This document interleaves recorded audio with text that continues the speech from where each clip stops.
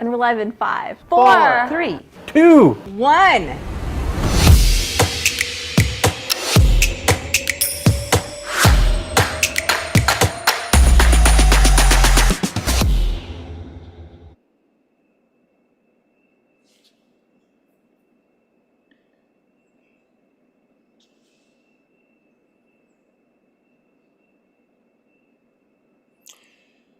Good morning, everyone. Welcome to another session of the Cerebrovascular Q&A hosted by the Seattle Science Foundation. My name is Majid Al-Jagaiman. I am one of the Cerebrovascular Fellow here at the Swedish Neuroscience Institute. Today, it's my distinct pleasure to introduce our guest, Dr. David Altschul. He is currently an associate professor of neurosurgery and radiology at Montefiore Einstein Health System.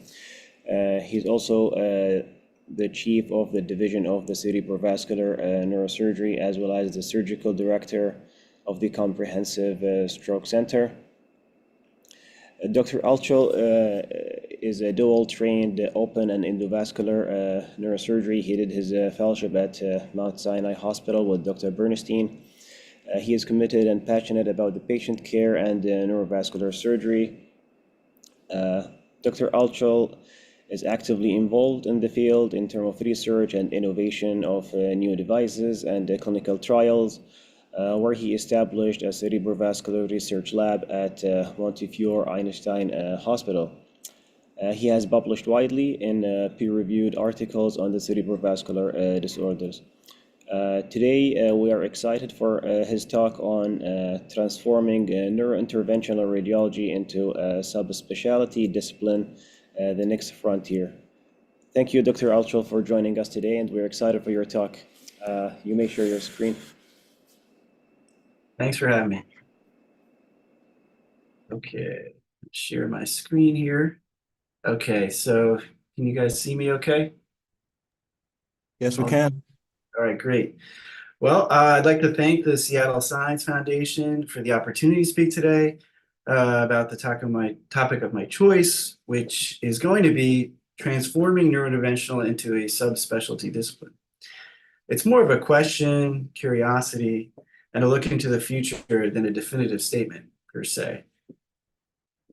So these are my disclosures. I consult for many of the companies that I'll be speaking about. And I think if you're involved in new tech and innovation, though, you kind of have to get involved with companies. So before I get into my subject matter, and we don't know each other so well, I do feel it's important that you get to a little bit know about me. As you said, I'm a dual-trained open and endovascular neurosurgeon, and I have taken great interest in innovation and technology development in the field of neurovascular. In addition to this, I have a great love for music, and at times in the past, played guitar and sang in a local rock band in New York City. More recently, I've become an avid reader of nonfiction and listener to podcasts that look at different aspects of history. And the history of rock and roll is probably one of my favorite ones. If you haven't listened to it, you should definitely take a listen. Revisionist History is Malcolm Gladwell project, which is really interesting. 99% Invisible is something I've gotten more into more recently, and I'm actually going to be alluding to one of their podcasts when I talk. And then Cautionary Tales, which I think anyone who does cerebrovascular neurosurgery has their own cautionary tales that they could probably run a podcast from. Of course, I've got family. I'm a proud father of 3 children and married to a lovely wife who also happens to work as a physician in the field of neurointerventionalists, which, to my knowledge, we're the only couple in the United States who share this profession together. Thankfully, we do not work together. I do believe there's another couple in Turkey that are also married and they happen to also work together. So bless their hearts. And of course, I'm from New York City, born and raised, and haven't really left much during my times in my career. So my talk is going to focus on how the field of neurointervention has followed a similar path to, I think, is interventional cardiology, and how I think neurointerventional might branch into further subspecialties as we explore new ways to treat different diseases from an endovascular approach. I also plan to tie in some of my personal interests in history, music, and innovation to find inspiration and finding creative approaches to explore how we as a field of neurointerventional can advance. So when we look at interventional cardiology, coronary angiography had a later start than neuroangiography. Was it the first coronary angiogram didn't happen until the late 50s and 60s. But it really took off much earlier than neuro did. And with the major advance in the treatment of coronary artery disease leading to the accreditation in 1999 of a dedicated program of training for cardiac intervention. But they've been putting in stents and doing angioplasties before neuro has. If we look at neuro, while Igaz Moniz was the first person that did an angiogram way back in 1920, the field didn't really explode until the development of Guglielmi coils, which led to an explosion in the field.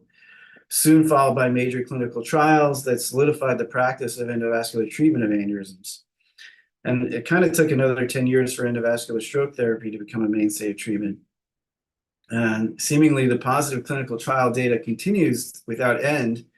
Now more recent trials showing clinical benefit in large core strokes and possibly now even in smaller distal branch occlusions. So the field continues to grow. If we look back to cardiology, cardiac intervention was blossoming into a specialty, a second subspecialty began to branch out in that of electrophysiology. And this developed into its own subspecialty discipline and training. And it started a little bit later than cardiac intervention in the 80s and became an accredited training subspecialty in the early 2000s.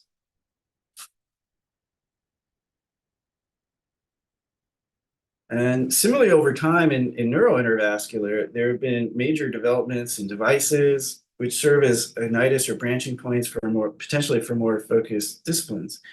With the first MMA embolization happening in '94, and now only recently having positive trials for chronic subdural hematomas.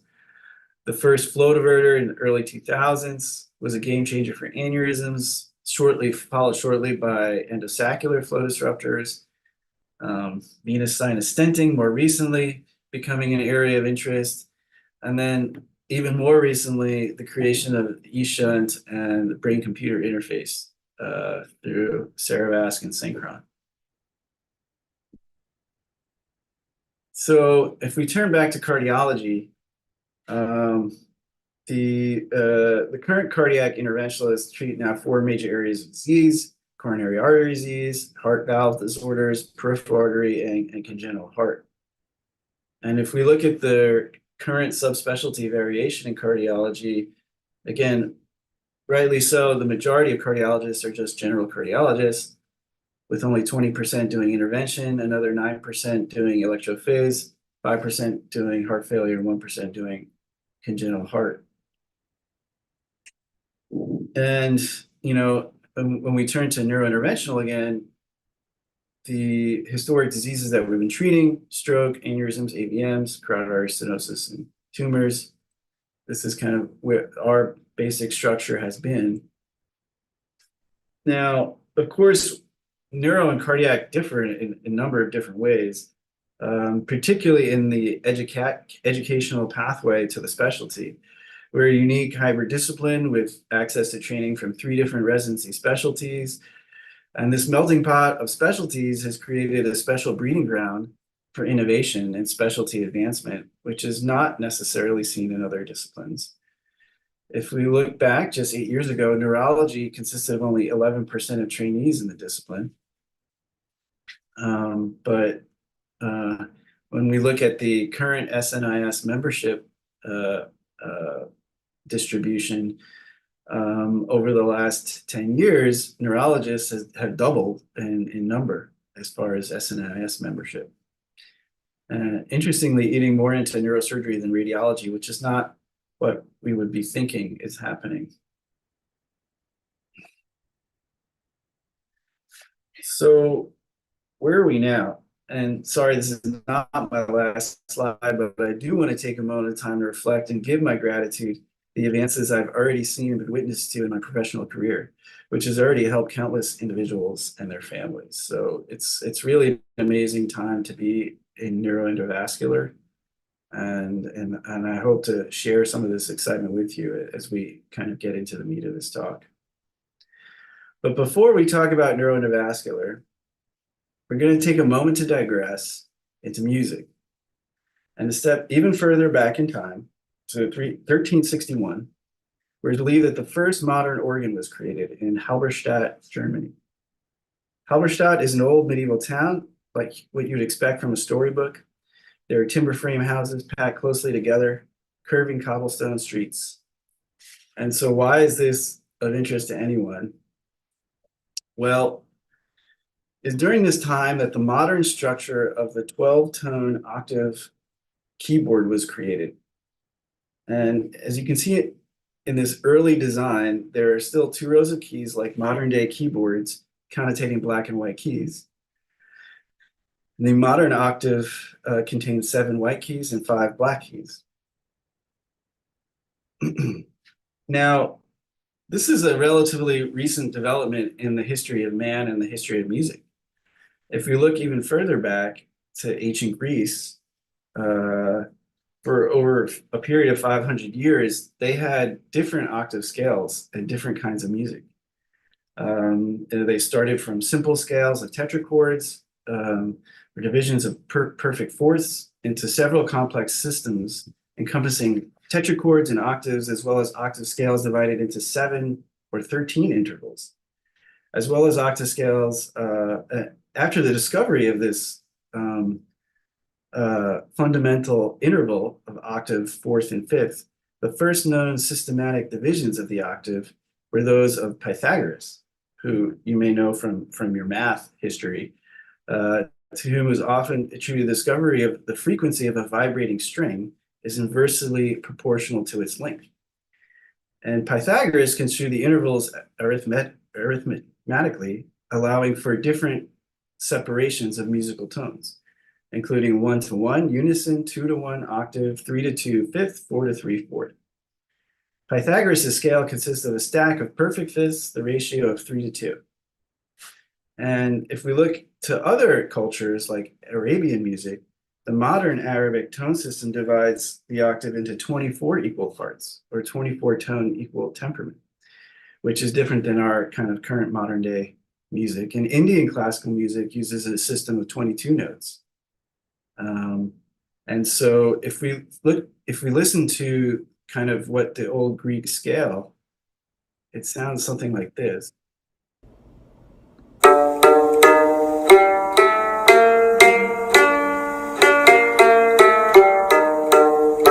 So that sounds totally different than what we would expect from kind of our modern understanding of music, which is like do, re, mi, fa, sol, la, ti, do, right? That's the normal octave that we have in current ideas. Okay, so let's see here.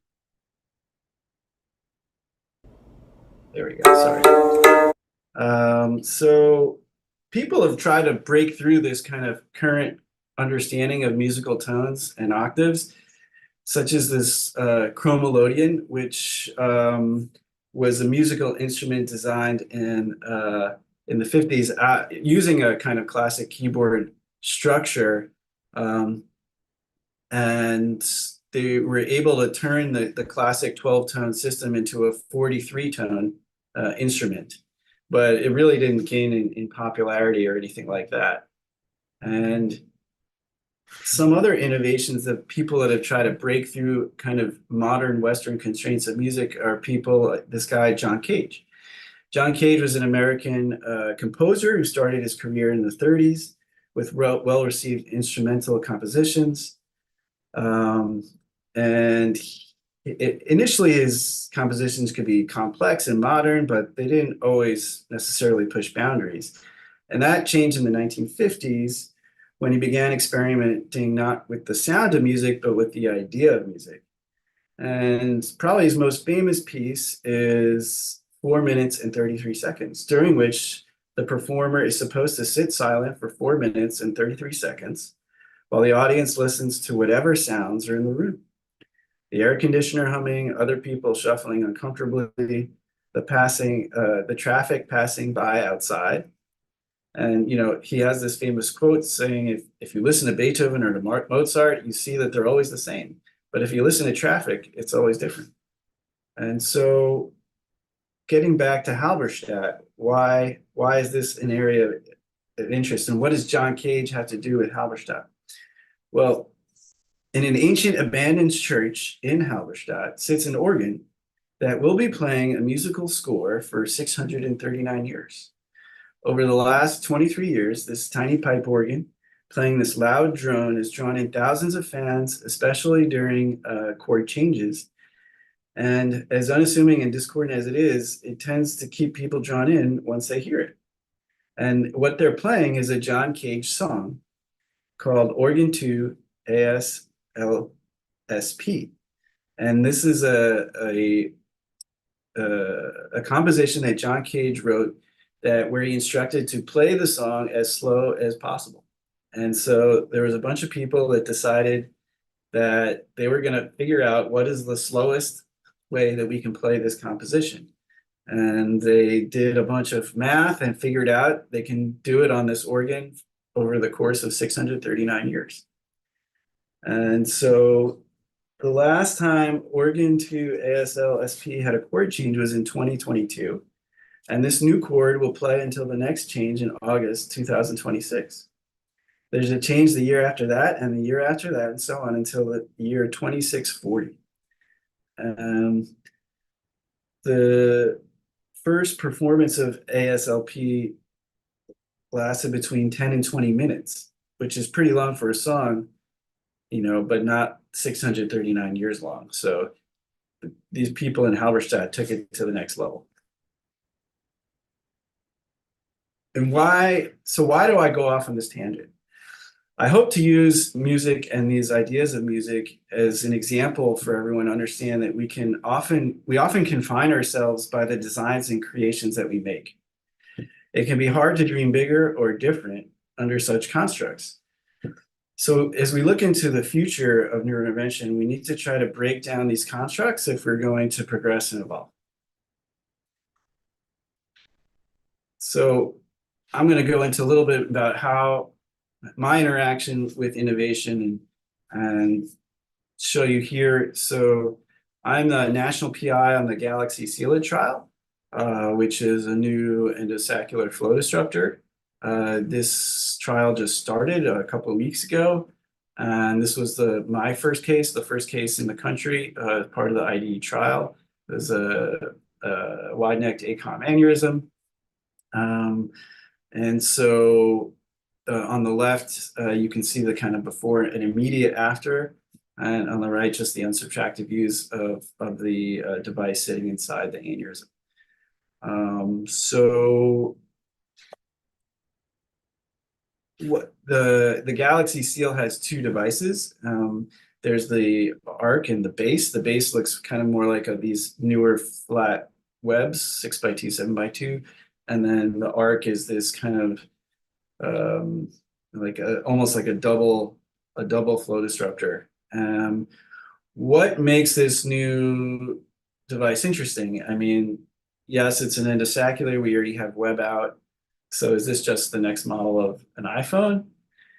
Yes and no, but there are things that make it kind of a step up. One is that it is sized to be able to treat aneurysms up to 19 millimeters. And currently for web, we're kind of constrained up to about 10 millimeters. And so for these really big wide-necked aneurysms, which, yes, they are less frequent, but they are higher risk for rupture and often remain a challenge for endovascular current treatments. This is a nice kind of evolution in the right direction to be able to treat those kinds of diseases. The trial is nice because it's designed for ruptured and unruptured aneurysms. As you know, while I and I'm sure many people use Webb for ruptured aneurysms, it's currently not FDA approved for that because they did not enroll enough ruptured patients in the IDE trial. And the other nice thing for this trial is that it's looking at bifurcation aneurysms as well as sidewall, which again is off-label for Webb device. So when it comes to, wide-necked aneurysms, we've come from microsurgical clipping, which first evolved in 1937 with Dr. Walter Dandy, and became the gold standard for aneurysm treatment until pretty much the ISAT trial, and then the development of stent-assisted coiling, which made it more feasible to treat wide neck aneurysms. And then most recently with Webb device, which again gained FDA approval in 2019. So if we look at how do these treatment options compare to each other, and when we look at clipping compared to Webb, that obviously clipping still has higher occlusion rates, but it's hard to beat complication rates for Webb. And there are still, I think, times when we want to consider clipping versus Webb, but at least in my practice, since Webb has come out, it's certainly changed my percentage of patients that I'm taking to open surgery. When we look at stent-assisted coiling, it's been around now for a long period of time, and it does work in many cases. There is the issue of having to put your patients on long-term dual antiplatelet therapy and deal with any complications that might come with that. And the occlusion rates have been somewhat similar, I think, to the Webb device. The big downside for Webb is this complete occlusion rate, which has raised a lot of questions of, how good is good enough when it comes to angiographic occlusion, because the procedural complication rates are so low, and of course, and cost is low as well, and the time it takes to do these cases is reduced. What is our goal actually when we're thinking about treating an aneurysm? Is it angiographic occlusion or is it risk of rebleed? And I think that is the question that remains to be seen when it comes to Webb. And when we don't have angiographic complete occlusion, is there a rebleed risk and what is it? And so far, currently, it seems like if there is a risk, it's extremely low. And so, when we're comparing stent-assisted coil and Webb, we know that Webb is faster, has lower radiation dose, has less complication rates, and less likely to need retreatment. So when we're comparing all of these options, it seems like the world is moving towards endosaccular, and something I didn't touch upon is also the concept of potentially using flow diversion, but remains off-label and more popular, I would say, in Europe than in North America currently.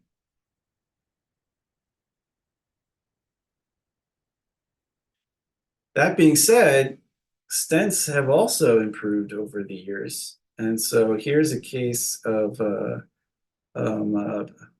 PCOM aneurysm with the PCOM arising from the neck. And this is a Elvis Evo stent, which has just recently come out and made available to North America over the last year.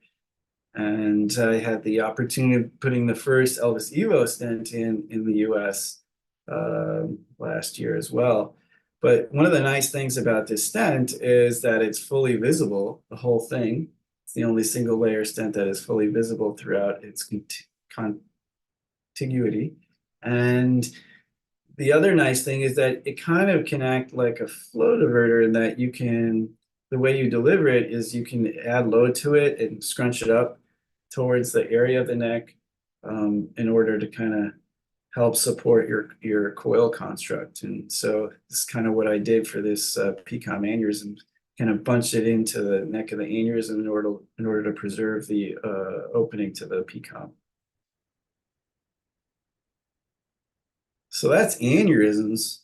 And aneurysm treatments are great, and probably the main reason why I went into cerebrovascular neurosurgery.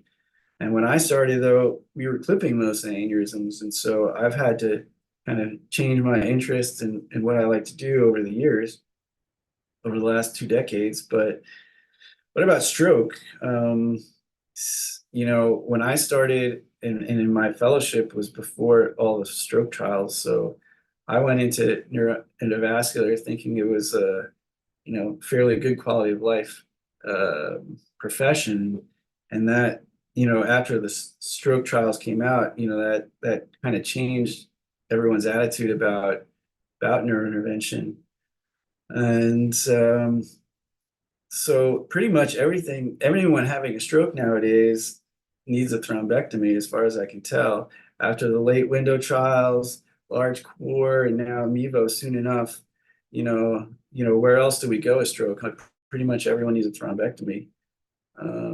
So I had a case just recently that I thought I'd share because there's maybe even more stuff to do with stroke.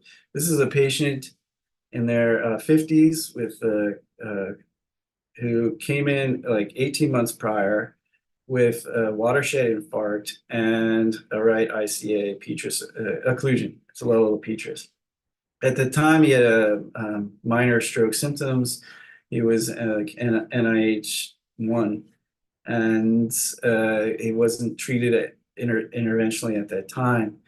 He then returned 18 months later, presenting with an NIH stroke of 6. That's on the bottom squares there, the new stroke, 18 months later. And so when he had a CTP at this time, he had a huge area of mismatch, 131 cc's, and even larger on the 4-second delays.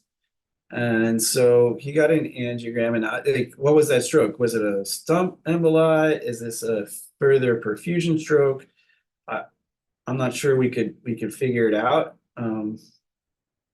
But if we look at his angiogram, he has an ACOM and he is feeling a little bit over PO collaterals. And if we look at the right common carotid, the ICA is occluded up to the cavernous segment, and then is backfilling through the ECA, through the retrograde, through the ophthalmic, and getting some blood supply to the MCA territory that way. But clearly it's not enough given the large mismatch on CTP. So what do you do for this patient? I mean, we could, there have been a number of bypass trials that have failed compared to medical management. His STA is actually already helping out supply his MCA through these ophthalmic collaterals. So what is one to do for a patient like this? And he's only in his 50s. So obviously we have medical therapy, bypass, and what about endovascular revascularization, which has recently been popularized by Vincent Costelot in France. He had a couple of papers on it, and more recently tried out in Buffalo as well. And so I decided to go that road and kind of revascularize a chronically occluded ICA. I was able to bust through it just through a glide wire, surprisingly easier than I thought. I did have some issues advancing a cardiac stent, which is what I kind of wanted to do and what I like to do for these, and wound up because of a arch support issue, wound up just tacking all this down with a series of atlas stents. But achieving a nice forward flow revascularization from the right ICA to the MCA territory. So this is kind of the before and after, showing that we've kind of restored forward flow in the carotid, and you see adaptive narrowing in the cervical carotid, which I did not treat at all.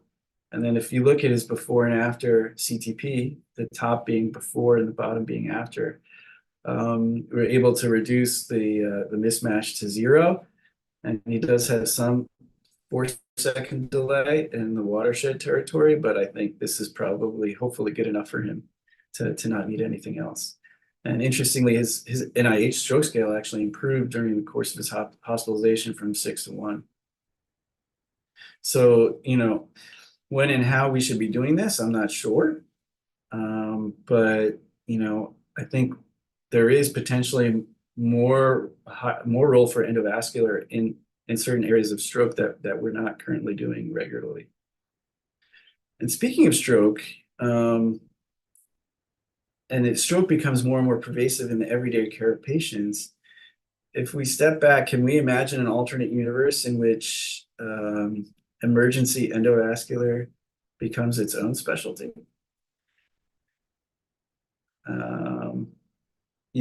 There are other emergency endovascular procedures that are happening. Not just stroke, we have traumatic injuries, we have other acute arterial occlusions, we have PE, peripheral vascular occlusion, MI, and they all kind of require immediate action to prevent severe complications and save lives. It's a fairly common, similar skill set as far as revascularization goes. And using similar techniques, angiogram, catheters, advanced imaging to navigate and treat these problems. Could this help with some of the burnout and utilization of how people are being used right now, particularly for stroke care? Possibly. But any evolution of such a field will require a multidisciplinary collaborative approach, which may be prohibitive from a departmental silo culture.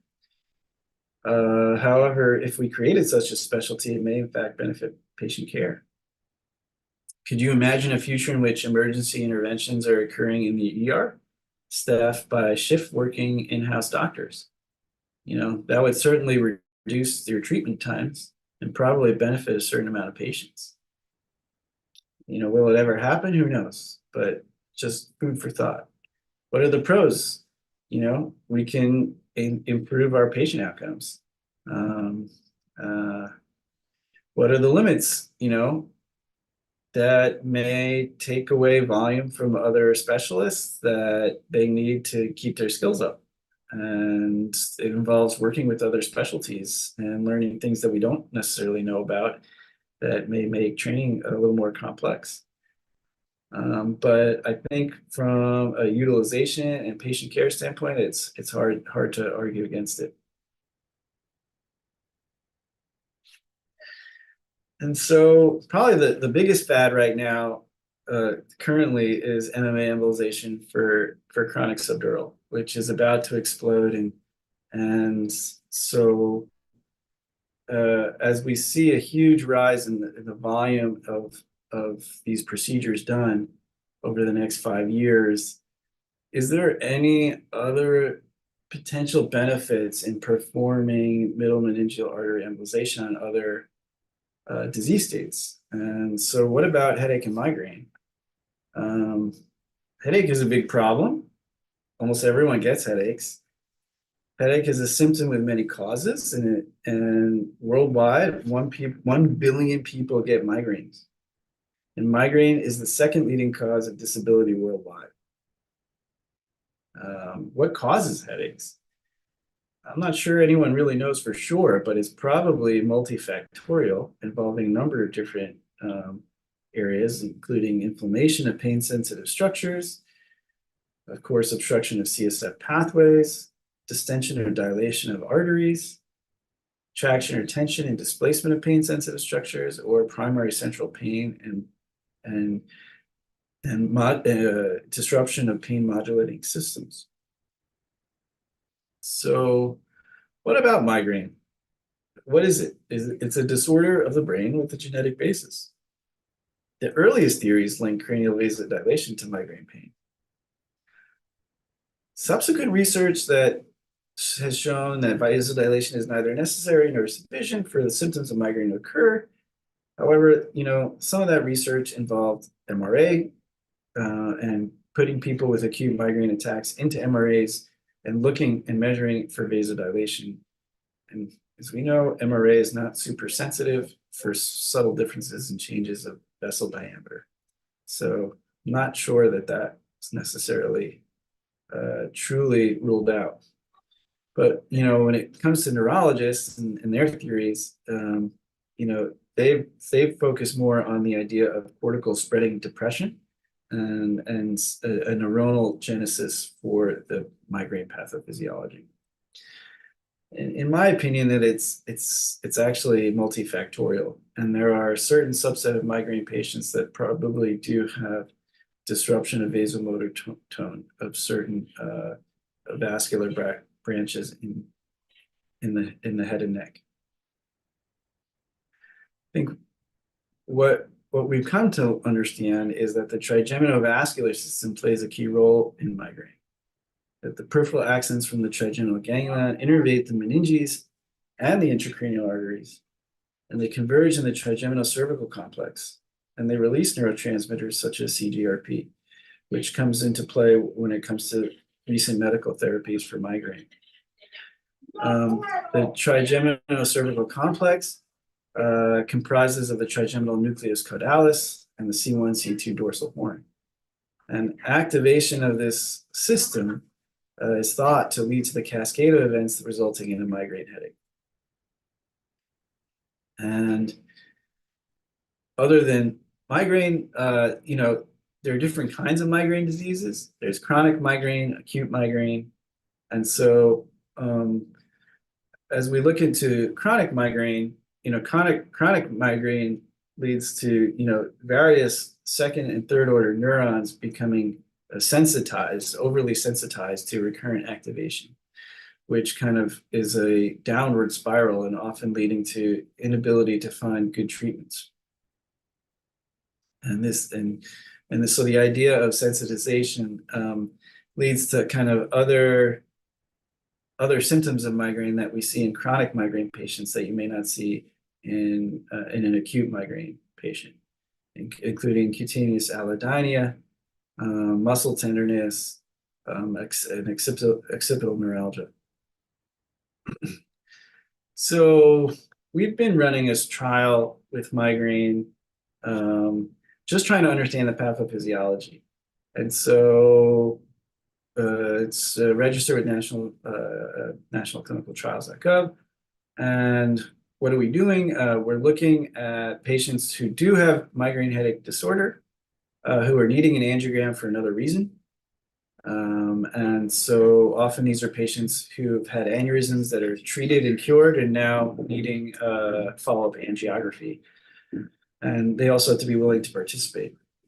So we do our diagnostic angiogram, and if all is well, then we go into the external carotid arteries super selectively and inject vasodilator and measure before and after and see if we can recreate and mimic migraine symptoms.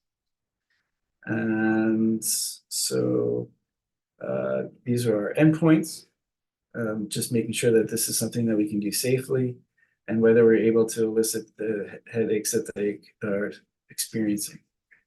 And we are looking, of course, if it's making it worse by doing this. Unfortunately, we have not moved on to a treatment arm yet for the trial because it's extremely hard to get enrollment, given IRB constraints to find patients that are willing to undergo this and not get any potential treatments, and pretty much making them have a migraine. So we've enrolled 3 patients so far. And what we can say for sure is that we're able to show that injecting a vasodilator dilates the artery. So this is an SDA getting vasodilated, and that when injecting a vasodilator, we can reproduce migraine symptoms. And so far, so that we have been able to show. And what you see though is that these changes in diameter are very subtle. They're like 0.4 millimeters, and it's under the threshold of any MRA. So I think it just calls into question some of the prior research that has ruled out the vasodilation theory of migraine headache disorder. But there has been a lot of buzz, and we have done and tried MMA embolization on patients with chronic severe disabling headaches, including this patient who had bilateral craniotomies in Dominican Republic for bilateral aneurysms after a ruptured aneurysm.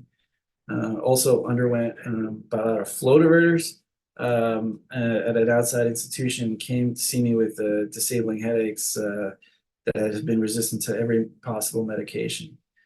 I just did this, and I actually did one side liquid and one side with particles and coils to see if there was any difference between embolic agents. And this patient just got treated 2 weeks ago, so stay tuned. I don't know yet about the long-term results of this, but it's something that we are exploring as potential treatment. As we move past headache and go into a different area of interest, which is structural neuroendovascular. How about the eShunt? eShunt is a brand new tool. It's an amazing device. This is my first case with the eShunt that I did earlier this year. And I'll show you how it went. It was actually the first case for eShunt for subarachnoid hemorrhage-induced hydrocephalus in the United States. It was a compassionate use case.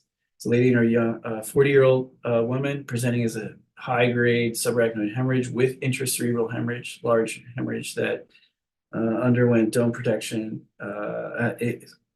surgical evacuation, dome protection clipping,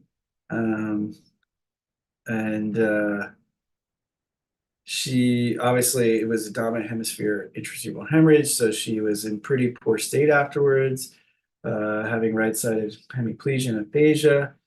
Her EVD was weaned, and then she was on the floor and developed a DVT, and they wanted to start AC, so she got a surveillance head CT, and it revealed that she had recurrent hydrocephalus.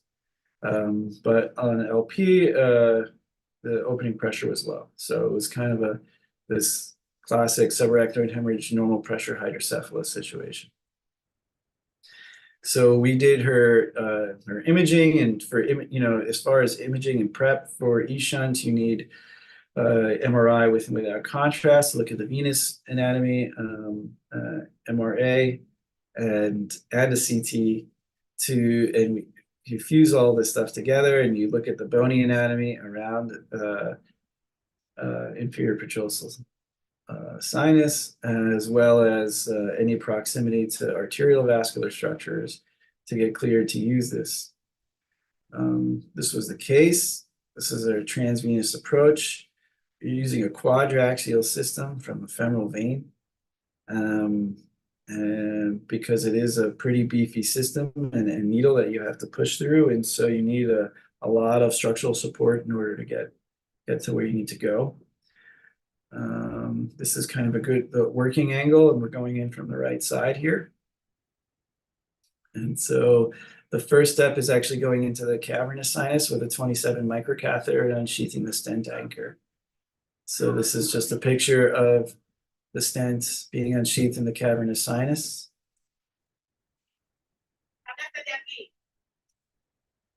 And then once you've unsheathed the stent, then you are going to be retracting the beveled needle. So you can see that's the needle that comes out. And you pull the needle back to the point where you have the angle in order to exit the inferior petrosal sinus. And you want to have the needle bevel kind of facing up. So you can turn it and adjust it as needed once it's unsheathed. And this is kind of our system. So we have a 7 French Envoy, 7 French 90 centimeter Cook shuttle, and a 9 French 70-meter Cook shuttle. So it's a lot of beef and support there to push this out. And so this is needle bevel, and you see it kind of give way. And I thought that's it, we're through. But you see the bevel, the bottom part of the bevel is not quite through it. So you actually need to go just a little bit further there. And then once you're through, that's the malachite of the E-shunt sitting in the CP cistern. And then you kind of unsheath the rest of it. And then it sits down in inferior petrosal and jugular junction. So this is on an unsubtractive view, just kind of all the images that you see. You've got your stent anchor, you've got the E-shunt, and you've got your proximal system. And this is the final kind of unsheathing of it. After you do that, you have to run your microcatheter back up and retrieve the stent. And this is what it looks like on a CT scan. And so, you know, she had MPH and she had already a parenchymal injury. So this was just the immediate kind of MRI before and after that she did have reduction in ventricular size after the E-shunt was placed. So we have like a bunch of amazing new devices out. You know, that's the E-shunt. We've got the stent electrode that's coming to a theater near us very soon. You know, we hope to be a trial site for the command trial that's supposed to be starting in the second quarter of next year. And so with all these new devices coming out that are kind of revolutionizing what we can do endovascularly, is this going to be a paradigm shift? You know, now that if we can get into the CSF space, allowing for CSF removal, can this be leveraged to deliver biologic agents directly into the CSF space? So does this mean we have a new system for drug delivery and potentially other therapeutic interventions? Like, who knows? And I think that, you know, this is just the beginning of potentially a whole new field in way we can treat different neurological disorders. And what about the stent electrode? You know, does this represent an ideological paradigm shift that will lead to a new field of neuroendovascular electrophysiology? Is this what we've all been waiting for, the EP of neuro-IR? And, you know, having brain-computer interface, what will this lead to? You know, will we have a whole new discipline of functional neuroendovascular, where we have people focusing on pain or epilepsy or psych or cognitive disorders or restorative neuroendovascular or enhancement? Can we use stimulation to enhance our abilities? And is that something we should or even be thinking about doing? And for E-shunt, is this going to lead to a new discipline for neuroendovascular oncology? You know, not just getting access to CSF space, but can we leverage transvenous access to do better in doing liquid biopsy? You know, if we go up transvenous to the draining vein of malignant tumors and bypassing you know, metabolic breakdown through the liver, can we get you know, tumor-specific biomarkers to avoid open brain surgery and brain biopsies? I think that we are just kind of on the surface here of a whole new field of neuroendovascular that we're just starting, which is really amazing and exciting. So, you know, if you just sit back and think about it, you know, can we be treating, you know, depression, OCD, PTSD through stimulation? Maybe. or maybe stimulation through a venous approach is safer or more effective than current DBS systems. Are there neurovascular approaches to neurodegenerative diseases, like Alzheimer's, Parkinson's, and ALS? Who knows? But if we have access to the CSF space and we can deliver drugs and bypass blood-brain barrier, is this opening the door to other fields for neurovascular? Can we manage epilepsy through stimulation through the veins? I don't know. Can we manage chronic pain through either stimulation or middle meningeal artery embolization? Who knows? And it's just I encourage everyone listening to think about these things and help move the field forward. It's not something that anyone can do all by themselves. I will say, and being involved in a lot of new technology, that pioneering new technology in neurointervention requires courage, and not just for the operators, but also for the patients. The patients need to have courage and trust in their physicians and the healthcare system in general, that we're trying to do the best thing possible for them.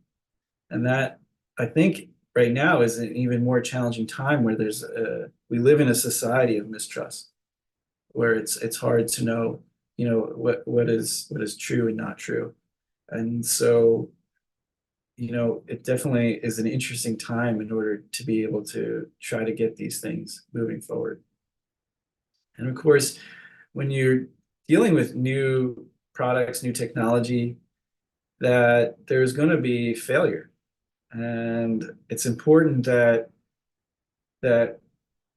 we develop a growth mindset when it comes to failure, and embrace failure as a natural part of the learning process. And using these failures to reflect on lessons learned, seeking support, cultivating a growth mindset, you can transform failures into opportunities for personal and professional growth. And I think, anyone going in this field needs to understand that they're going to fail from time to time, and that's okay. And then my other thing I would advocate for is to stay curious in science. Embrace the unknown. Approach scientific problems with a sense of wonder and desire to learn. Stay open-minded and willing to change your own assumptions. Ask thoughtful questions. Cultivate a habit of asking thought-provoking questions that can lead to new insight and discoveries. And avoid settling for superficial answers. And lastly, explore multiple perspectives, seeking out diverse viewpoints, and consider alternative explanations. And this can help you gain a more comprehensive understanding of any kind of subject matter. And by maintaining a curious, open mindset, you can stay engaged and inspired in your scientific pursuits, which will hopefully lead to more meaningful advancements and a deeper appreciation of your work. And lastly, and thank you for having me, I'm always looking for collaborators. And, when it comes to, some of these things I was not able to discuss because I'm still working on provisional patents for some of these ideas. But hopefully, if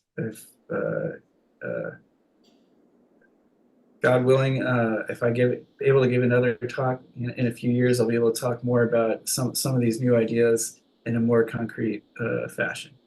But that's my QR code. If anyone wants to reach out, please do. And I'd like to thank, again, Seattle Science Foundation for having me and letting me talk about this subjects, and hopefully it was of interest to everyone listening. Yeah, thank you so much, Dr. Altschul. Definitely interesting talk, and there's definitely more to explore, I believe, in this relatively young discipline of neurointervention. The floor is open now to a question. We have one question here. It says, can you summarize the proposed mechanism for the neurointerventional treatment you showed for the MPH? The mechanism? Yeah, so I mean, pretty much the E-shunt is is acting like a ventriculoatrial shunt for anyone who is a neurosurgeon, right? You're accessing the CSF space on one side, and you're connecting it to the venous space, which is a conduit for spinal fluid to drain from the brain to the body as an alternate pathway to the normal CSF resorption pathway system. Why does it work? And so I think the more common question is, like, does it have a valve? And the answer is no. And why not? Because, traditional shunts that we do surgically need valves, and it's because of its the short length. So there is that kind of gravitational siphoning effect does not occur because it's so small. And let's see, I have one actually here on my desk, but I'm not sure you're going to be able to see it on the video. It's like it's so small that it's like smaller than a quarter. So when you put it in, you don't have these siphoning issues, but where are we doing it? Of course, your intracranial pressure needs to be higher than your transvenous pressure, and that kind of exists in this state and for most pathologic states, and so that's kind of why and how it works. Interesting. Thank you. Dr. Patel, thanks for joining us. And Dr. Patel is one of our dual trained specialists here, Dr. Altschul. Hey, David, thanks for coming and talking to us. Very a great talk. And I just had this conversation yesterday with someone about how big endovascular is going to become in the next decade, and giving up everything else for some of these things. I mean, you mentioned about stroke specialists, and I think that we may just have people who are endovascular, like, headache specialists, you know what I mean? Like that, that's how big it is. I would love to talk to you more, maybe later, about collaborating about headaches. So I have two questions. One is, how often are you seeing headaches after flow diverters? As an easy kind of just, you're right there. And second, well, I'll let you answer that first, but then the second thing I want to get into is pulsatile tinnitus and Sure. and the stenting, because there's devices coming out in trials, and that's just another huge thing that we're going to encounter. Yeah, so I will say that it is quite common, I think, to see a different kind of headache after flow diverter, and usually it's not, if for patients who do have already underlying headache disorders, that they may be a little more sensitive to experiencing that. But it's often, if you ask them, it's different than their normal headaches. And I think, in general, what I think is going on is that people with headache disorders, they're already overly sensitized. So they're more sensitive to smaller changes in their sensorium. And what do flow diverters do? I think they do create a little bit of stretch on the artery when you're putting it in. And that stretching sensation likely leads to this more of a dull type of ipsilateral headache to the side of the placement of the flow diverter. Now, I'm not so sure in those patients, though, that I don't know if MMA embo is going to be helpful, because again, I think that's like a different etiology. And I think the goal in which patients are going to benefit from MMA embo for headache disorders, I think it's maybe two types of patients. One is the chronic migraine patient who has been failed all prior medical therapies, but also one that you can trigger their headache by injecting a vasodilator. Because if you can't do that, then probably disrupting the blood flow in that system it's just not going to work. And they have a different headache etiology. And then the other patient for headaches is the acute migraine, right? Someone who's come into the emergency room, just totally debilitated. I think that they may benefit from an active intervention. The question is, of course, that while these procedures are safe, they do come with risk, and these patients are they tend to be young and otherwise healthy, And so the tolerance for any side effect or complication is much lower than even the chronic subdural hematoma patient population. And so we need to be really careful about our selection of patients and potentially our treatment modality for this, and understanding that there are also pretty good medical therapies that continue to come out and help these patients as well. Thank you. And then, oh wait, there was a second question, right, about pulsatile tinnitus. Yeah, pulsatile. So If you've seen, yeah, right. So actually, I've done I've done like one. I haven't done a huge number of pulsatile tinnitus cases, but I have done some, and they have worked. And I think the question, of course, venous disease, whether it's that or IIH, you know, figuring out that target population about who's going to benefit is something that remains to be seen. But yeah, most likely there's going to be at least a subset of patients that can benefit from those treatments. Maybe not all of them, right? And in the similar way that these diseases are multifactorial with different etiologies, and you're going to need to parse out, which patients, that have these certain imaging findings that are most likely to benefit from an intervention. thank you. The question I had is there was a branch I noticed was not present in terms of robotic assistance or AI. Oh yeah. Yeah. Well, again, I only have an hour talk, so I had to cut down some things, but um, let's just say this, AI helped me make this presentation. So of course AI is going to be a part of medicine. And how is it going to help? Well, I think more in a quality of life way. Like it'll probably be able to dictate your cases, while you're doing them. They can probably dictate all your notes with all your patient encounters. And there are already kind of companies out that are trying to do this stuff. Will AI be able to like size your stent for you or tell you which treatment is the best? I hope so one day, but I think we're pretty far away from it. Um, and and then like if you have a complication and AI told you to do this one specific way, like who gets sued? Is it the doctor or the company that told you to do it? They made that program that told you to do that. I think it opens the door to a lot of interesting kind of ethical questions, including robots, right?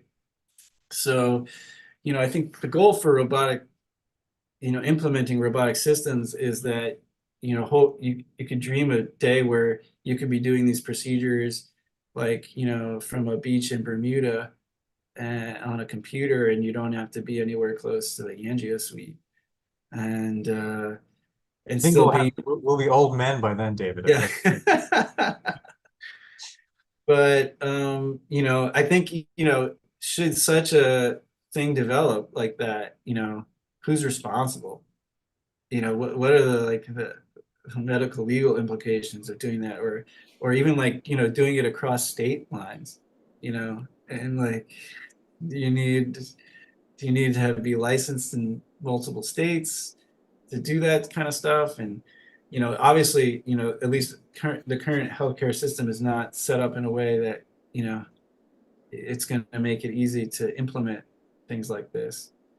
But yeah, I think I see robots being potentially helpful in doing endovascular. Obviously, robots can move in a more precise way. The question is the haptic feedback and optimizing that so that the operator can still get the sense of what's going on and feel resistance. But I do see a future where that can still be developed. But at least right now, we're in the hard part of that stage where, if you do a robot case, it's twice as long versus like half as long right now. And so, how do you kind of get over the hump? And it's really, I think, pushing back to industry and saying what you have right now is not good enough and it needs to be better. Until you make it better, it's not going to happen.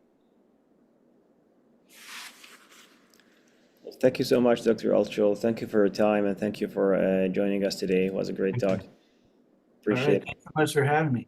Thank you. Really great to meet everyone. Thank you. Thank you and have a good day. Have a good day.